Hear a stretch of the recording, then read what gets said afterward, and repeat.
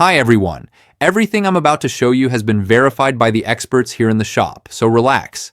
This has a solution. If your Jeep Grand Cherokee suddenly displays the message "Key fob not detected," your first thought might be, "I have the key in my hand. What's going on?" Don't worry, it doesn't mean your Jeep is acting up. Most of the time, the system just can't see the signal from your key due to an electrical or communication issue. The first suspect is almost always the key fob battery. It's a simple CR2032 button cell that, when weak, prevents the key from communicating with your Jeep. Many mechanics here in the shop have replaced the battery and seen the message disappear immediately, or at least stop appearing for months. So always start there. It's the easiest and cheapest fix. If the battery is fine, the next thing the experts check is the other fob.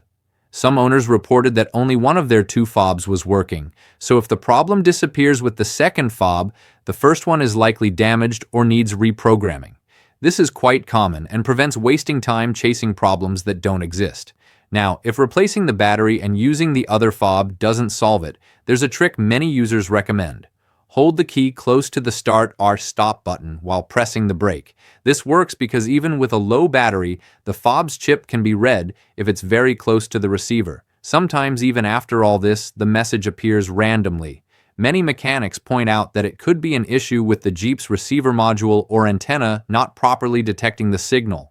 In those cases, a professional diagnosis or reprogramming is usually needed to get the system reliably recognizing your fob again.